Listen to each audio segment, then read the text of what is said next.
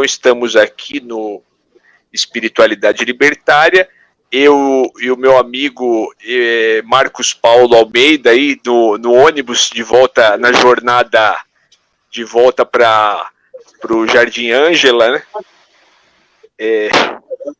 E hoje a gente está conversando aqui com o nosso amigo Mohamed Nadir, nosso amigo marroquino, historiador, grande historiador, que estudou em Portugal e tem essa experiência. Ele esteve lá no Egito na época no período da Primavera Árabe, né?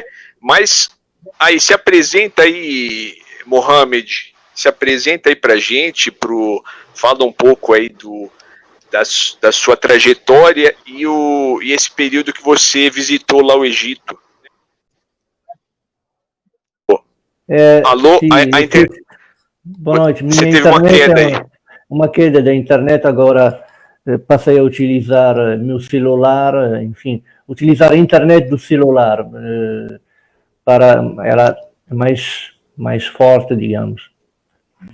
E, bom, estava dizendo que a minha estada em Portugal, enfim, foi uma estada de alguns anos, mais de 10 anos, em que fiz como professor, docente, e também como pesquisador, e também como estudante de mestrado e doutorado. Foi uma época, um período rico e bastante intenso em termos de estudo e de contactos também, e diálogo com o mundo acadêmico, com também os académicos de todo o mundo. Então foi de fato um período bastante enriquecedor. Bom, depois, ao terminar o doutorado, enfim, voltei a Marrocos, em que trabalhei um pouco como coordenador cultural, enfim, a organizar atividades culturais no Centro Cultural Português, em Rabat, e também como professor convidado na Universidade de Rabat, na licenciatura de Estudos Portugueses. Isso foi durante um semestre, um ano, 2015. Depois aí, quando surgiu a oportunidade do Brasil, enfim, de fazer pós-doutorado, é aí que vim aqui para fazer pós-doutorado no Brasil, na cidade de Santa Maria, na Universidade Federal de Santa Maria e no Departamento de Direito. Neste momento, também, durante esses anos, aqui no Brasil, permitiu também elaborar pesquisa em temáticas jurídicos e que têm a ver com direito internacional, direito ambiental, enfim, mas também, não só isso, também como professor convidado, dei aulas no Departamento de História, no Departamento de Relações Internacionais, enfim, e também algumas aulas em várias universidades do Brasil, quer no Rio Grande do Sul, quer em outros estados, sempre a convite de académicos e professores, amigos, uns amigos, os outros que tornaram amigos. E, portanto, se é verdade, estamos em 2020, setembro de 2020, e daqui a pouco também, 11 de setembro, uma data muito importante para a análise política, para a análise, enfim, histórica das relações, enfim, do mundo árabe, do Islã, com o Ocidente, com os Estados Unidos, tudo isso, um conjunto, enfim, de dados para analisar e para estudar e que fazem parte hoje de um leque de linhas de pesquisa através das universidades do mundo. Bom, estava dizendo que em 2020 estou aqui, estamos em 2020, perdão, mas em 2012 em que estive no Egito, quando fui aliás, com o meu colega, enfim... Foi 2012. 2012, exatamente. Foi em 2012, agosto de 2012, em que fomos, eu e mais meu orientador na altura de doutorado e mais outros amigos, fomos ao Egito. Foi uma visita fantástica de 3 semanas, mas também fui viajar para um incógnito, ou seja, não sabemos como é que vai estar a situação, enfim, como é que vai ser, enfim, mas o período era um período de estabilidade, em certa maneira. Fui na altura em que Praça Tahrir esvaziou, todos os manifestantes tinham retornado a casa, esvaziaram a Praça Tahrir. Eu morava na Praça Tahrir, enfim, perto da Praça Tahrir, e foi depois das eleições em que o ex-presidente falecido, o presidente Mohamed Morsi, tinha ganho as eleições e pela primeira vez, enfim, a Irmandade Muçulmana, Jamaat al-Ikhwan Muslimin, ganhou as eleições e passou de uma fase de proselitismo, digamos assim, de pregação, para, digamos, a esfera política do exercício das tarefas políticas, enfim, e do embate político que caracteriza, enfim, a atividade política.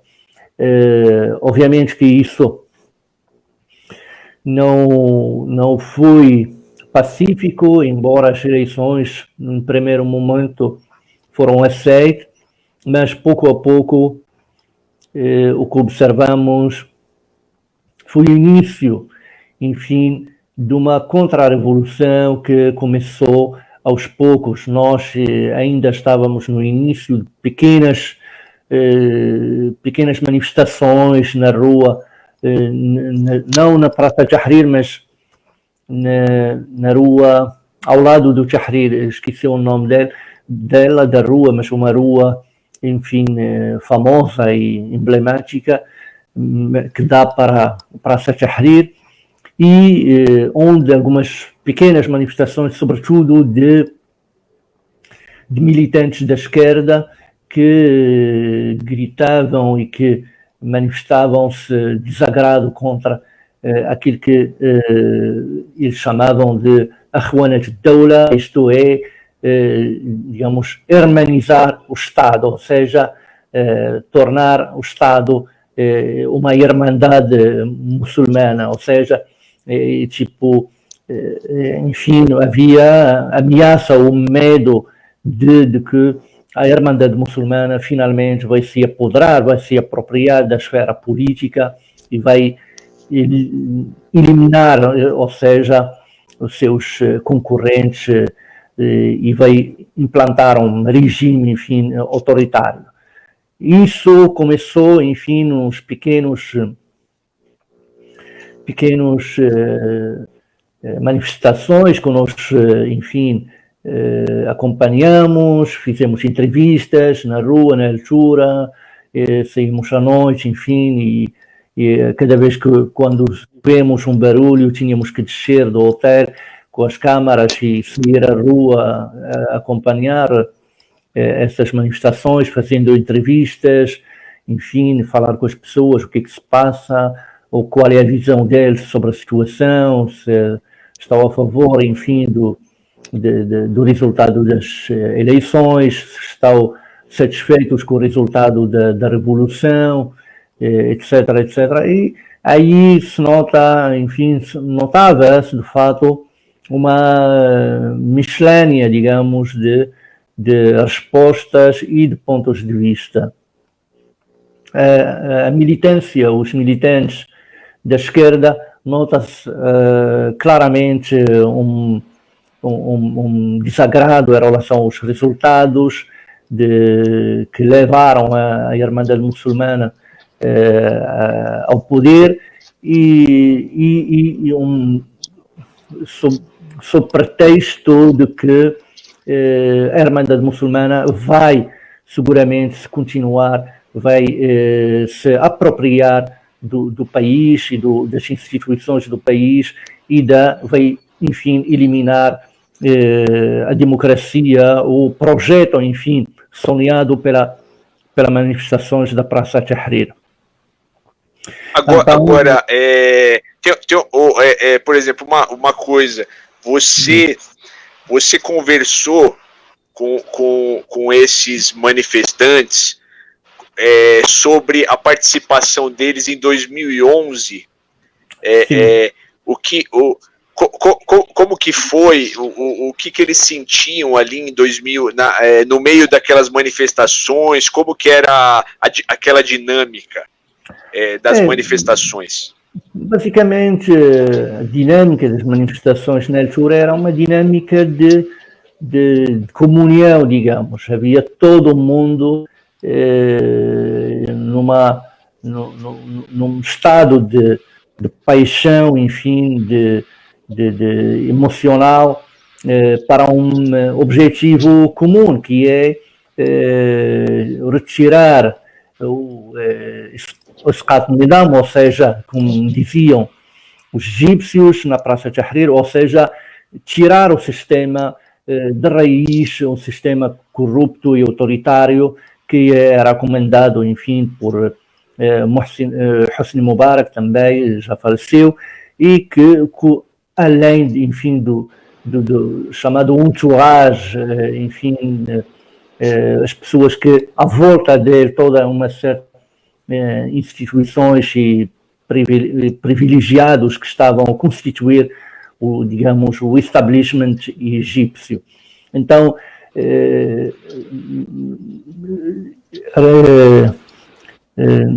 nesse sentido, todas as correntes ideológicas estavam apenas concentradas num único objetivo.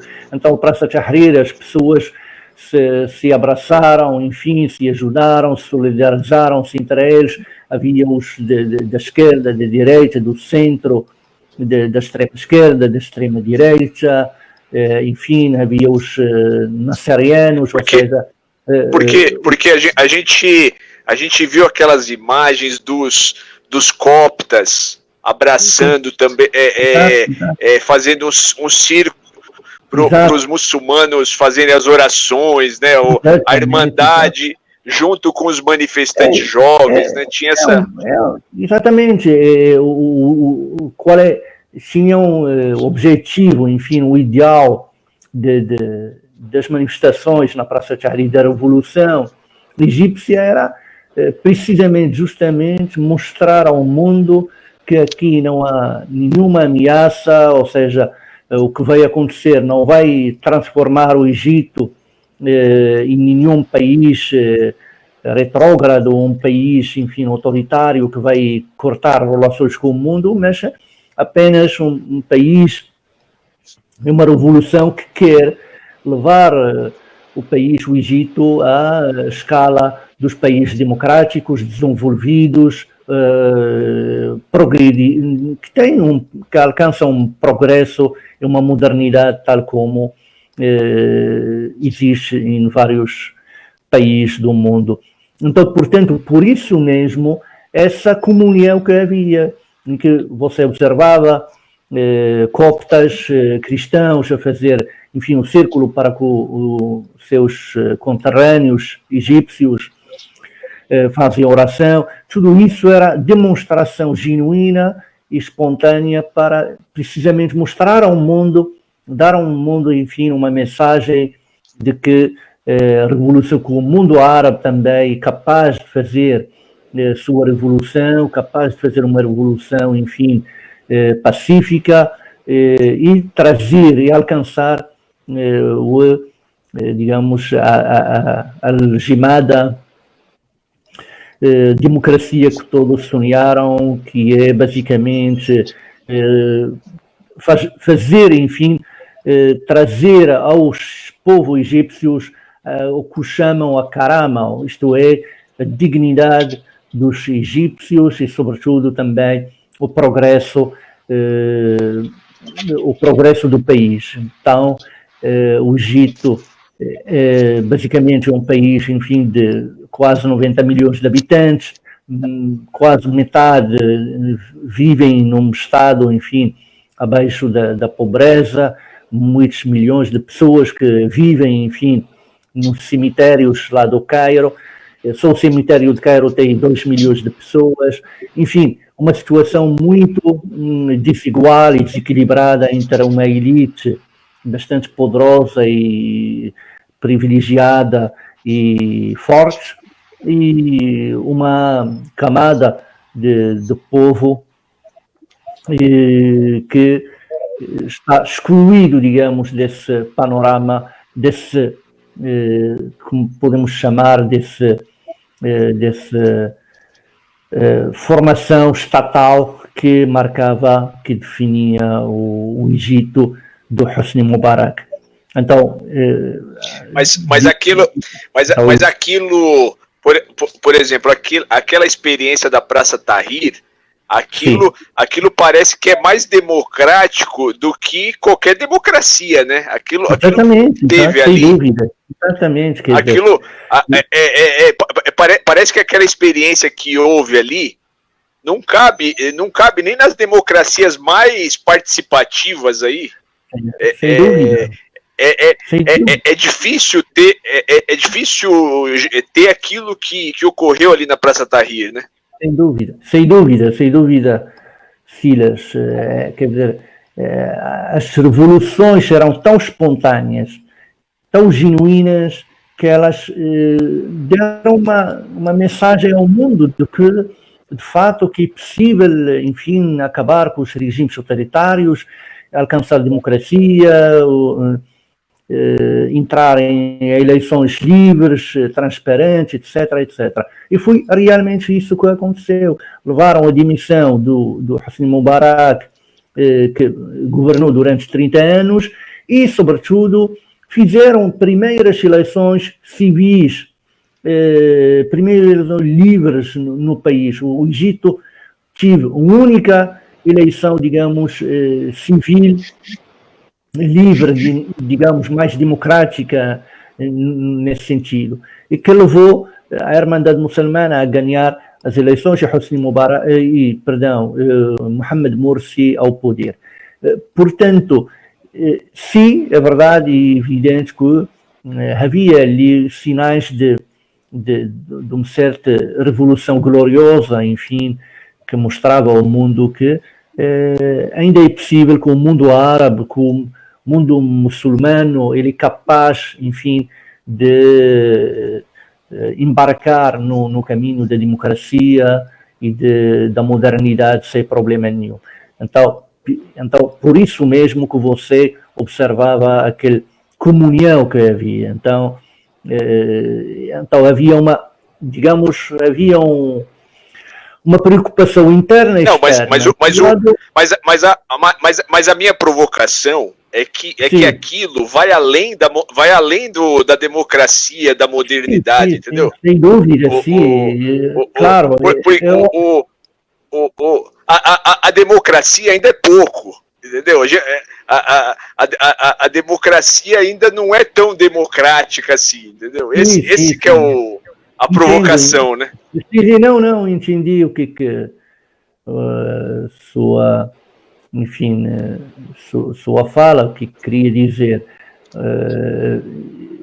Digamos que estávamos ali num momento, enfim, de paixão, digamos, de grandes paixões. Estamos aqui perante a cidade platónica, né? O ideal, cidade ideal, enfim, de Platão. Então, de fato, superava todas as revoluções que houve no mundo. Por exemplo, as grandes revoluções que aconteceram mesmo no período tal recente, nos anos 70, ainda a Europa conhecia revoluções. A Portugal fez sua revolução em 74, a Espanha nos anos 80, quando a ditadura de Franco, etc. Nos anos 40, 50, a Itália teve seu ditador Mussolini, um líder fascista, A Alemanha, sabemos quem comandava, quem é que cometeu o maior genocídio da história da humanidade. E, portanto, é muito importante quando na análise que fazemos do mundo árabe em 2012 ou 2011, não esquecer que a própria Europa estava em luta, sem falar isso da Europa de Leste, que estava subjugada ao regime, enfim, soviético e também autoritário e também, de certa maneira, também autoritário e opressivo, e outra parte, mesmo a Europa Ocidental, que seus países apenas começaram a alcançar a democracia, entraram na democracia nos anos 80. Basicamente, em 80, Espanha e Portugal começaram a tornar democráticos, e foi aí nos anos 80 que aderiram à União Europeia, à Comunidade Europeia. Então, não há, de fato, olhando historicamente, não há um espaço longínquo, digamos, dizer que há um espaço temporal que afasta o Ocidente do outro, nesse sentido, quer sejam árabes, africanos, asiáticos, etc. Então, espaço temporal da democracia, quando falamos nela tal como é conhecida, tal como ela é democracia, eleições livres, enfim, a rotatividade, etc., com separação de poderes, enfim, tudo isso é um pouco recente no mundo inteiro, quer dizer, nem na própria Europa Ocidental seus eleições. E ainda por mais, hoje em dia, veja bem, como é que a situação europeia, com regimes autoritários que estão ali, dentro da democracia, digamos, tornar e corromper o próprio regime democrático para impor um regime retrógrado, tal como na Hungria e tal como na Itália, a própria Itália, com Salvini, com o extremista Salvini. Então, isso para dizer o quê? Dizer que, de fato, aquela genuidade da revolução, ela foi grande alcance, de fato, e supera qualquer imaginação. Creio que minha análise, minha percepção de que o esplendor dessa revolução, das manifestações, tal como você descreveu, que eram mais democráticas que a democracia, né? Talvez isso que fez medo, levou medo para as próprias democracias consolidadas, chamadas consolidadas, antigas, velhas democracias europeias, Estados Unidos. E, mais do que isso, o próprio Primavera Árabe contagiou outros países, tal como na Europa, em toda a Europa, e lembramos nos anos 2011, 2010, com a crise financeira que houve na Europa e no mundo, em que observamos uma saída de milhares de pessoas, se não de milhões de europeus, a, enfim, apelar para uma verdadeira democracia, porque estavam cansados da tal democracia formal, enfim, que existe, de certa maneira. Teve o movimento do Occupy Wall Street. Occupy Wall Street nos Estados Unidos.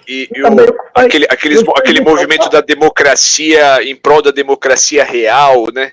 Em prol de uma democracia direta, várias ocupações nesse sentido. Tivemos em Espanha os indignados, né? Os indignados, que basta olhar para a palavra para perceber, enfim, o alcance do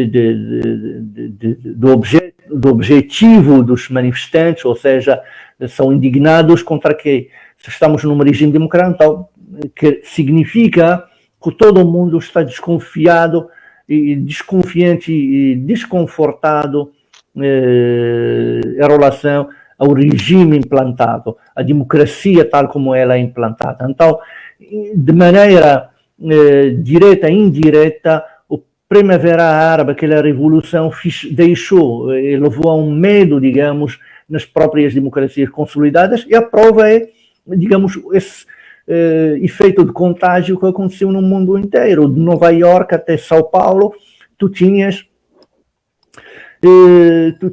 enfim, manifestantes que estão na rua a apelar por uma verdadeira democracia, por uma democracia real e efetiva, e não apenas uma democracia formal, digamos. Então, tem alguma coisa de espiritualidade ali que também contagiou, que também passou para as outras iniciativas? Tem alguma espiritualidade própria Vamos lá ver, se entendi, espiritualidade, sim, até que ponto, enfim, de certa maneira, se talvez um querer, enfim, de alcançar um Estado, enfim, um país justo, digamos, talvez dentro dessa espiritualidade mais profunda de alcançar algo genuíno, etc. Não, quando falamos de espiritualidade, não estamos a falar de questão do fator religioso, que algo totalmente diferente, estamos a falar de algo, enfim, de um sonho, enfim, espiritual, que é mais genuíno. Uma espiritualidade em termos de ação, que as pessoas se colocam ali e quebram as barreiras entre as religiões. Exatamente. Que quebram diversas barreiras e você se encontra no outro, né? No seu próximo ali, né? Uma espiritualidade ali. Perfeito, exatamente. Ou seja, uma espiritualidade que apela para a alteridade, que respeita a diferença, que respeita o outro, seja como for, né? Sua religião, sua etnia, sua pertença, sua cor, enfim, sua ideologia, precisamente isso, exatamente. Podemos falar nesse sentido de uma espiritualidade de se identificar com o outro, ter empatia com o outro, se posicionar no lado do outro, e que nada nos separa, ou seja, digamos que o que mais une aquela população, aquelas pessoas que estão na rua, todos à procura de um objetivo, de um ideal comum, da dignidade, etc.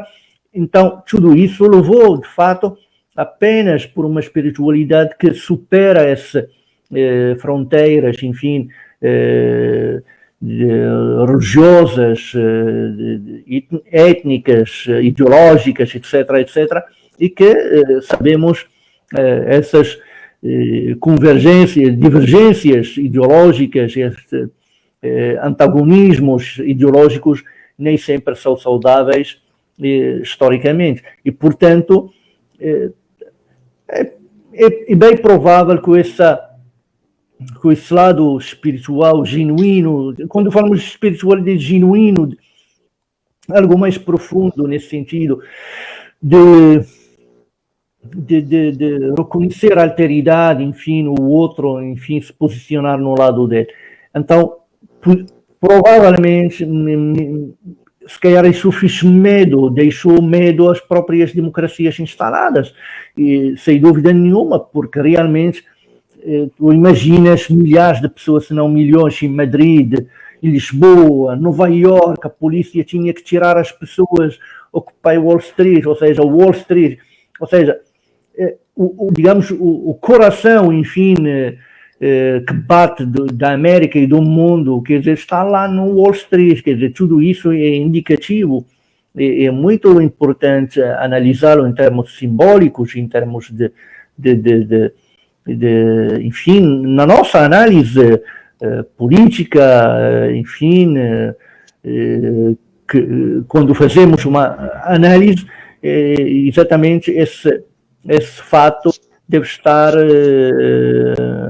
na nossa mente e na nossa equação. Então, precisamente, questionar digamos, o modelo financeiro, questionar o modelo democrático, liberal, tudo isso, creio, sem dúvida, que deixou com medo, né, muitos establishments, vários establishments com suas democracias formais, etc., instalados, com seus mordomias, privilégios, enfim, etc., e que tudo em nome da democracia conseguem, enfim, criar, enfim, também as suas diferenças, as suas hierarquias, enfim, de classes, etc., tal como podemos observar na qualquer país da Europa.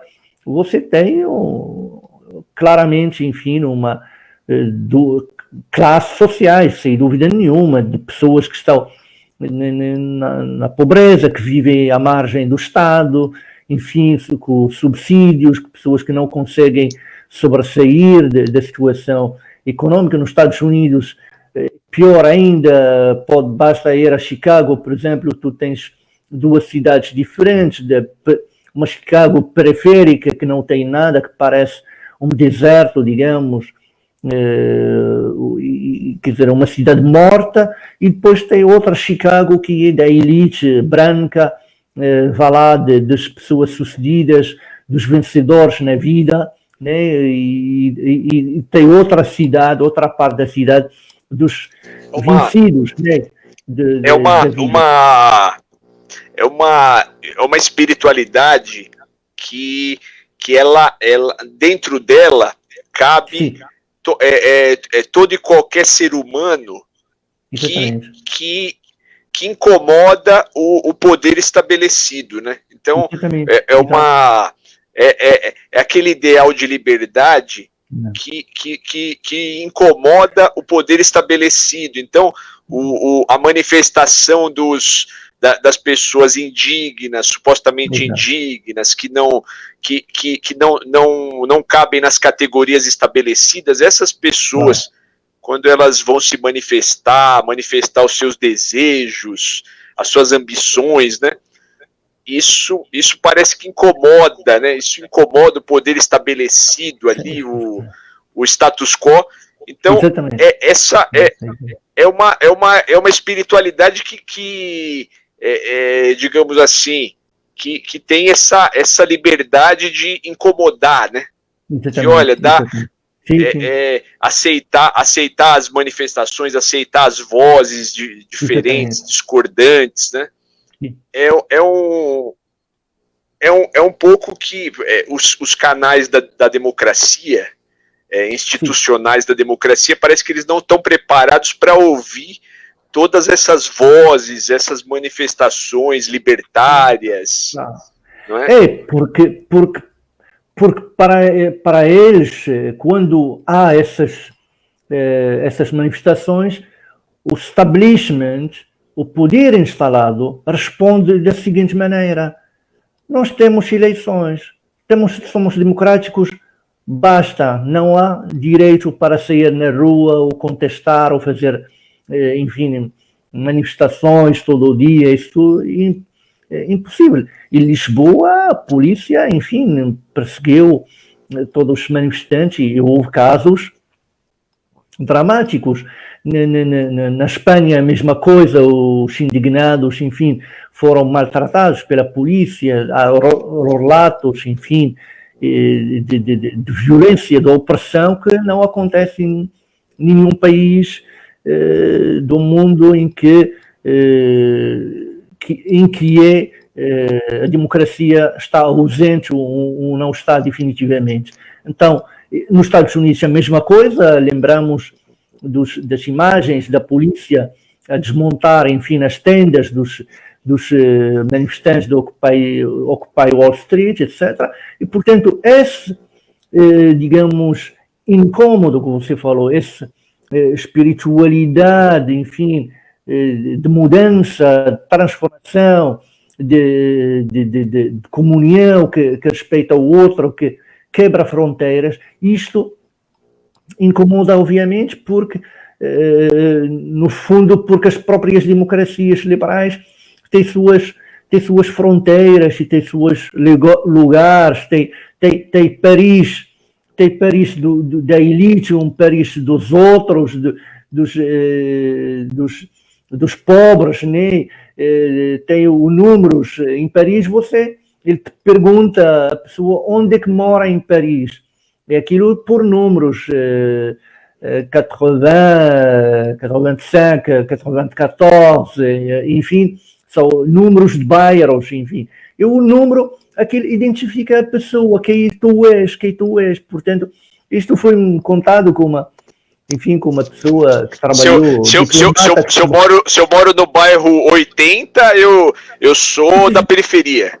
Da periferia, ou seja, aí a conversa quase termina, quer dizer, o olhar da pessoa para contigo, ele muda dependendo de que lugar de Paris você mora. Então, isso é sintomático num país, numa democracia liberal, de liberdade, de revoluções como o país, a França.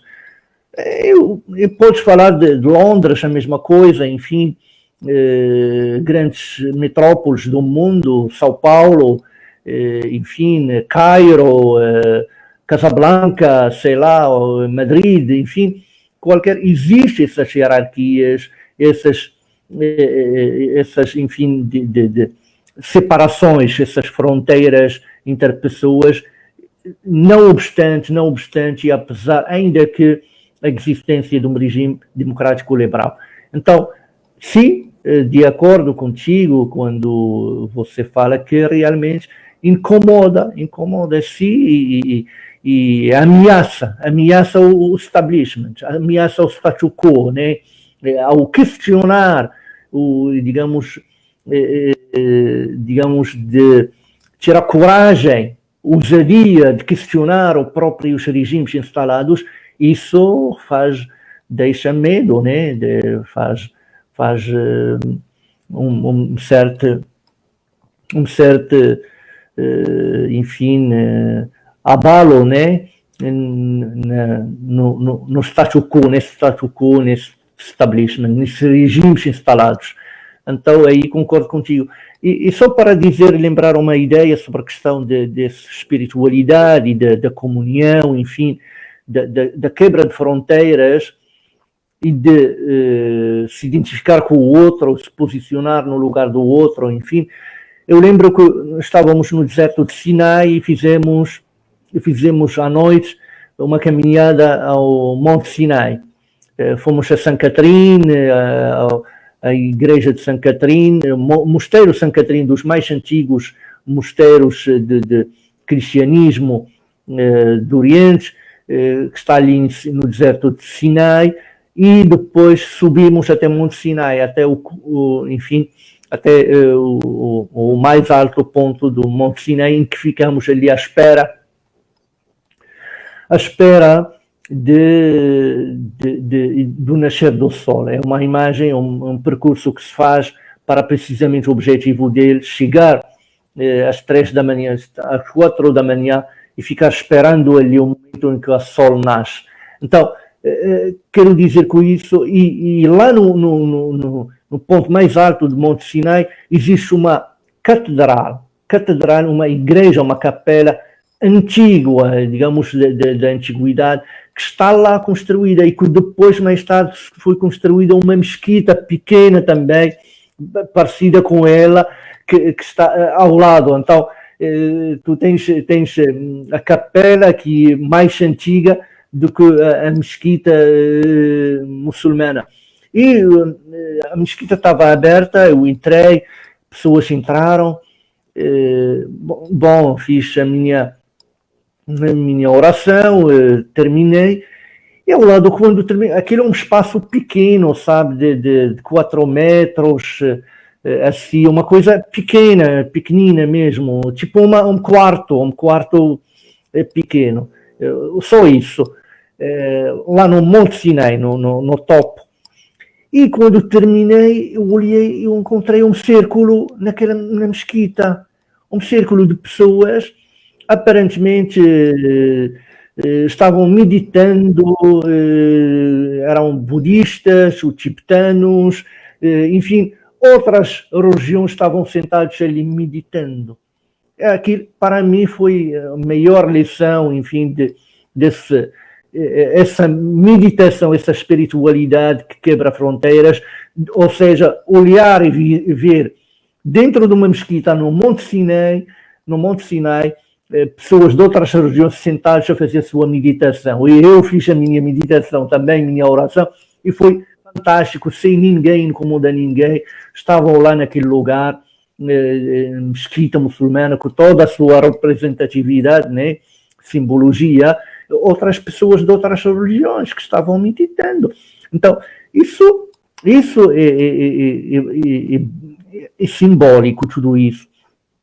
Então, acho que e também ensinativo, educativo, didático, se queremos, de entender, enfim, de uma didática, enfim, de se comunicar com o outro, de se pôr no lugar do outro, de se identificar com o outro. Acho que é isso que, não sei se responde a sua pergunta. É porque a gente pode pensar que tem muitos muçulmanos em diversos contextos, né? Mas lá no Egito tem muitos muçulmanos que eles defendem esse diálogo interreligioso, claro, não é? Claro. Que eles, sim, sem dúvida. Possivelmente eles defendem que essas pessoas de outras religiões possam ficar ali dentro de uma mesquita.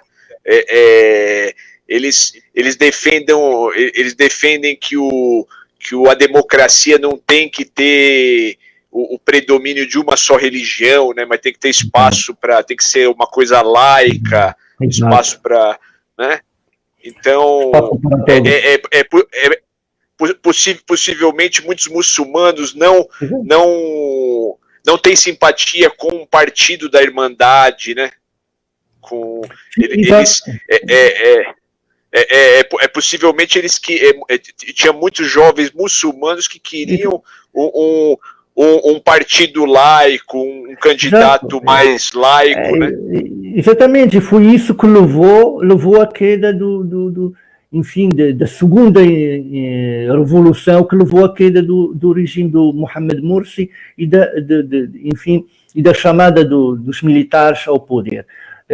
Porque enfim, a juventude e algumas camadas, enfim, militantes, que eu chamaria militantes, trata-se de pessoas militantes, ativistas, que diziam claramente este é um regime fascista. Quando nós estivemos lá, eles chamaram o regime, enfim, instalado, digamos, do primeiro presidente na vida democrática na história do Egito, eleito de forma transparente e democraticamente, a chamá-lo de um fascista, do regime fascista, chamar a Irmandade Muçulmana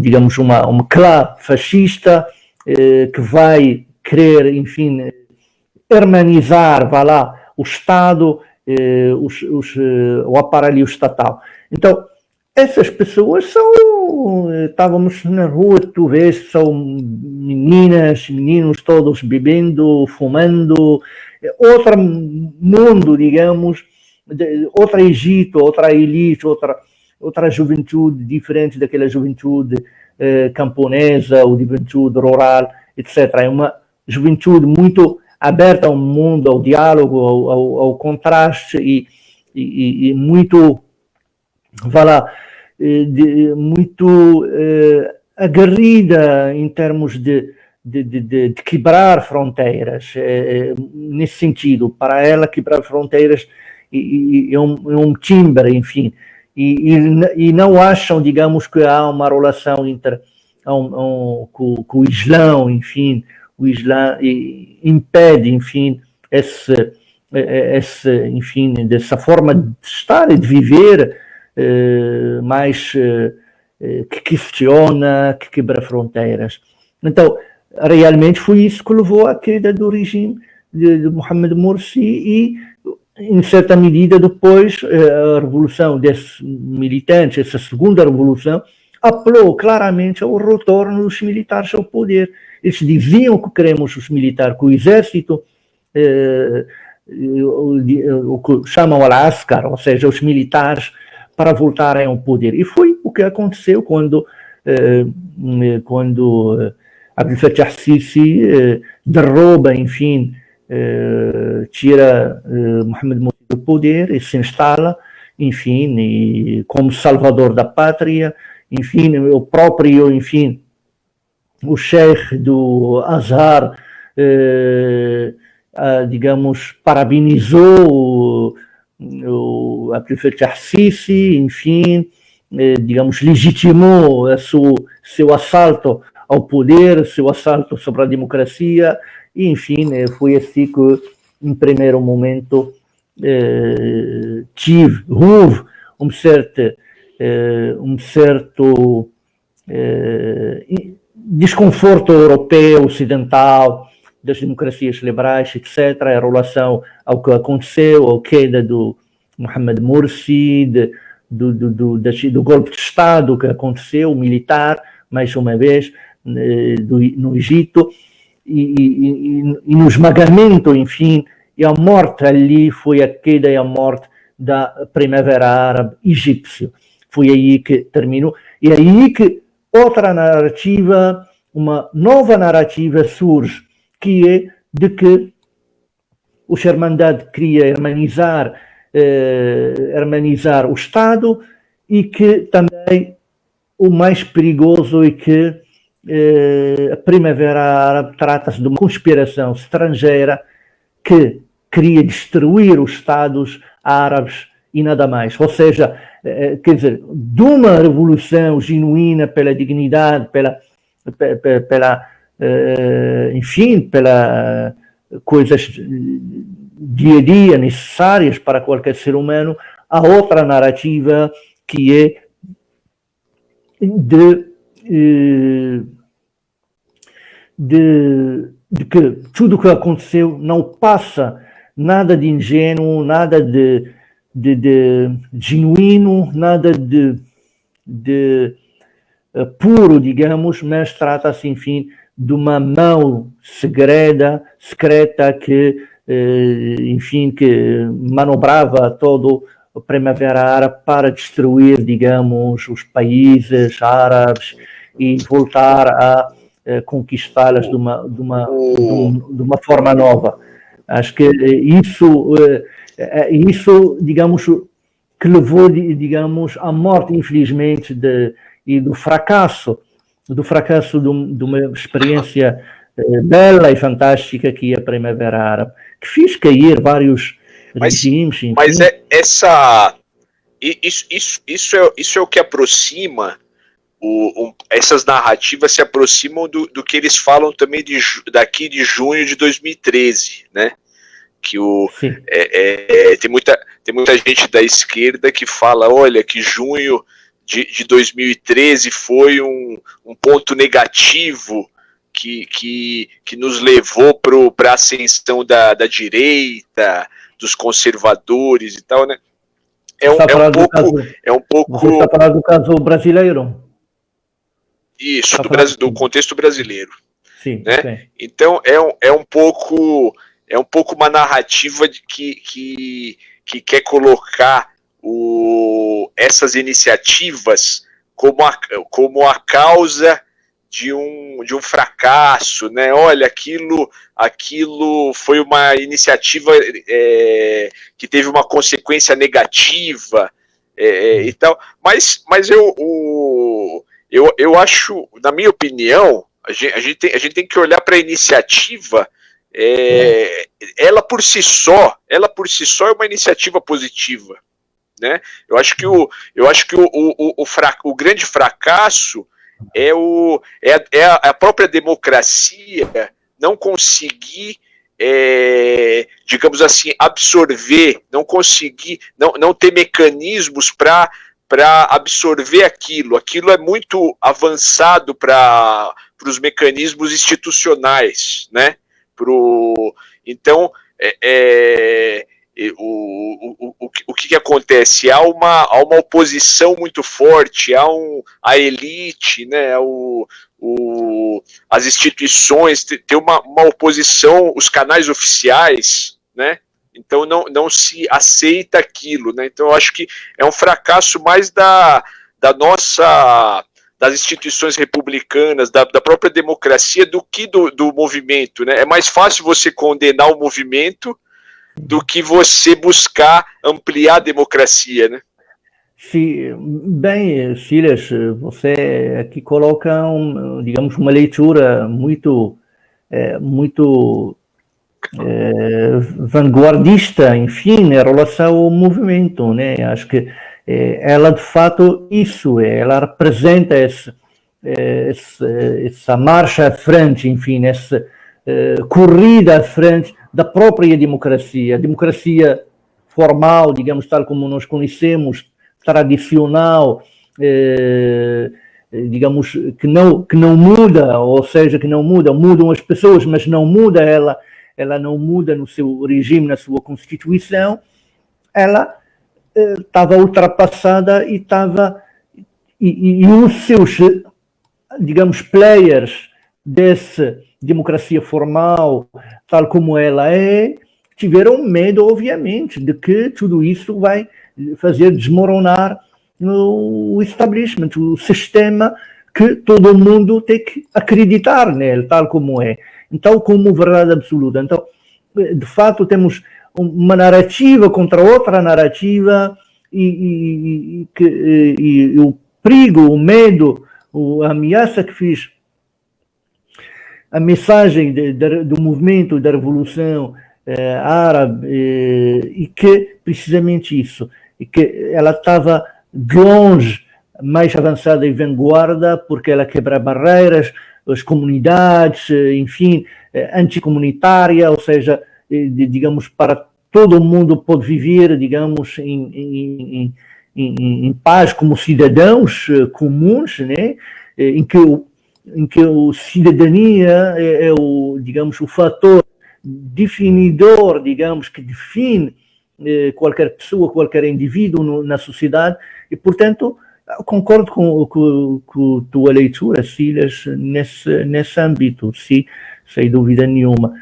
Provavelmente não se trata de um fracasso, não é um fracasso, digamos, eu utilizei a palavra fracasso no sentido, sim, é um fracasso, digamos, porque em vez de estabilidade e trazer uma coisa nova, pelo menos, nem que seja mediana, ela trouxe o contrário, ou seja, mais opressão, mais regimes totalitários, mais enfim, pessoas como o príncipe herdeiro da Arábia Saudita, que matou e assassinou, mandou matar e assassinar um jornalista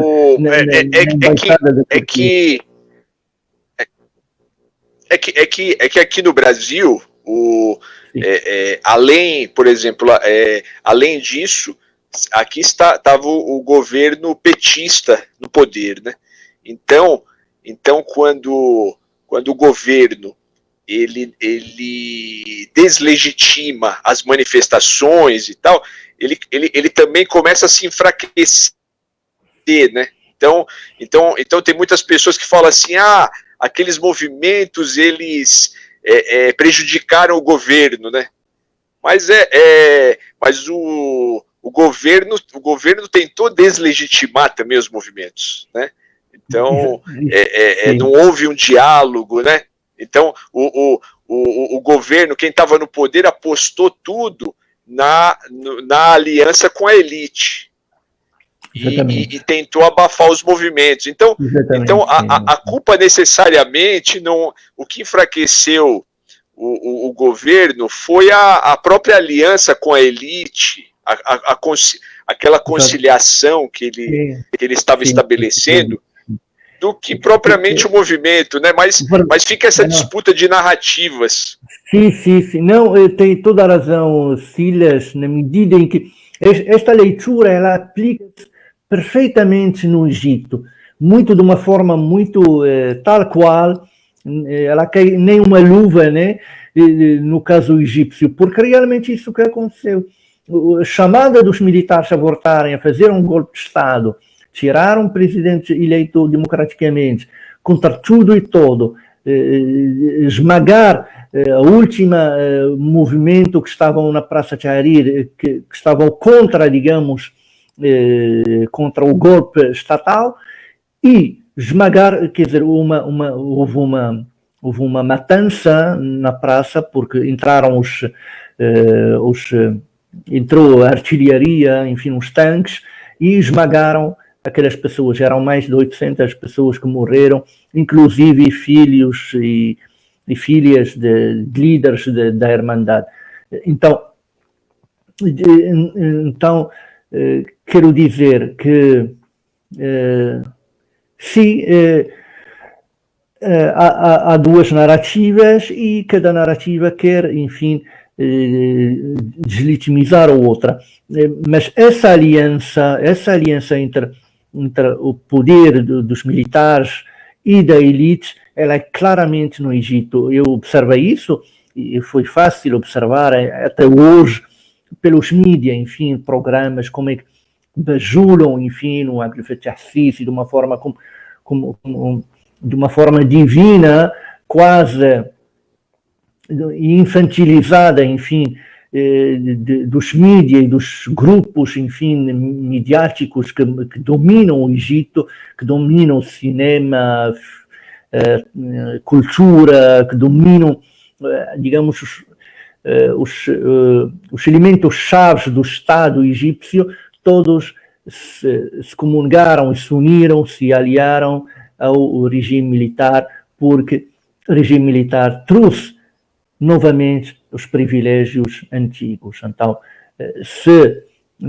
obviamente, nesse sentido, a narrativa do vencedor, ela vai diabolizar a narrativa do vencido. O Sadat, aquele atentado ao Sadat, ele foi nos anos 80, né? Foi acho que em 81. Sim. Depois daquele atentado, foi regime militar o Egito? Como que... Foi outro general que era Hosni Mubarak, que era um general que era um vice do Sadat, ou seja, outro militar. Quer dizer, não aconteceu nada, foi a morte do Sadat e continuou, o establishment continuou porque Hosni Mubarak, que era outro militar, sucedeu a ele no poder, nada mais. E ficou 30 anos até a Primavera Árabe, até 2011. Porque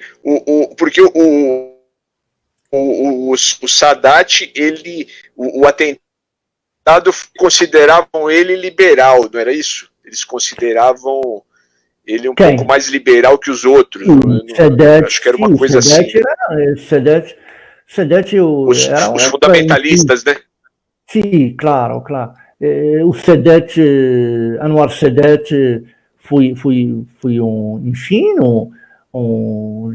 político pragmático e militar também, que veio da escola militar egípcia, do exército, mas também um político nato. Ele conseguiu depois da Guerra de 6 Dias, que tirou todos, enfim, territórios do Síria, do Egito, da Palestina,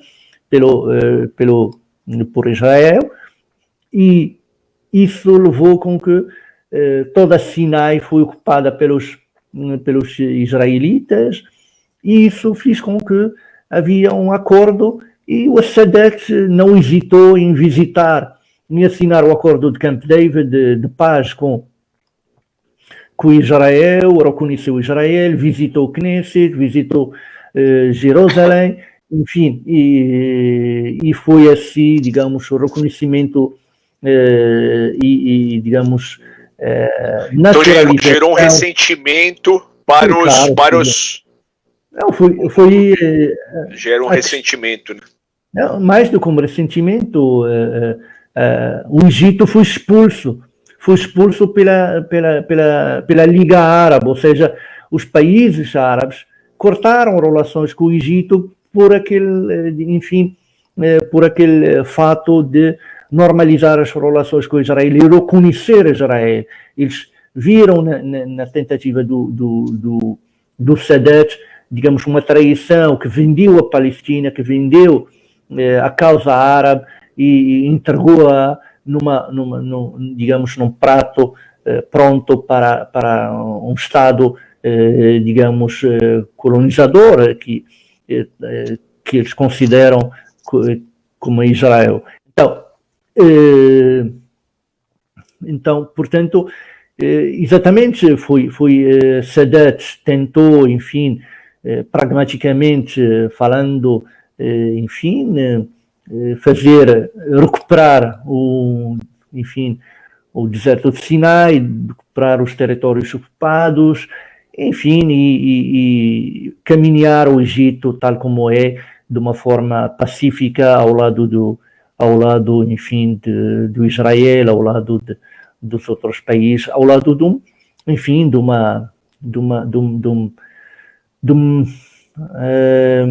Oriente Médio bastante turbulento e bastante caótico, tal como até hoje continua. Então, se o retorno dos militares e da anti-revolução foi... desculpe, só para fazer aqui, digamos, eletricidade no computador, e foi, digamos, uma contra-revolução que sucedeu e teve êxito através da aliança entre a elite privilegiada, que sempre historicamente foi privilegiada, e que, claro que o apelo do movimento da revolução de questionar as suas riquezas, de questionar seus privilégios, de tentar reduzir essas mordomias da classe dominante oligárquica, isto claramente faz medo, né? E então, sobre os interesses. Então, dessa aliança que vai proteger os interesses da elite, os militares, porque há um casamento claro entre os dois campos, elite rica, poderosa, economicamente dominante, monopolista, com os militares autoritários. Então, há um casamento enfim, como é que se chama? Um entente cordial, digamos, um entendimento cordial, podemos chamá-lo, né, entre uma elite, enfim, decadente, né, mas poderosa economicamente, e o regime militar. Cada a elite não questiona os militares, o poder dos militares, e os militares não questionam, digamos, as riquezas e os privilégios e a corrupção, enfim, instalada entre a elite. Então, claro, temos aqui, claro, um velho quadro do despotismo, né, o chamado despotismo oriental, né, um pouco nesse sentido, de regimes despóticos. O mesmo, de certa maneira, enfim, está a ser construído, enfim, desde há algum tempo na Arábia Saudita e, obviamente, também no Emirados Árabes Unidos, porque o acordo, enfim, ultimamente assinado de reconhecimento de relações, enfim, de Estados entre Emirados Árabes Unidos e Israel, também isso foi visto como uma traição, enfim, pelos palestinos, né, que os Emirados Árabes Unidos venderam a causa palestiniana e que isto foi uma traição histórica de um primeiro país, digamos, do Golfo, a reconhecer oficialmente o Estado de Israel, enfim, sem nada, digamos, sem nada em troca, apenas uma promessa vaga, digamos, da parte do Netanyahu de não anexar os colonatos, enfim, que estão da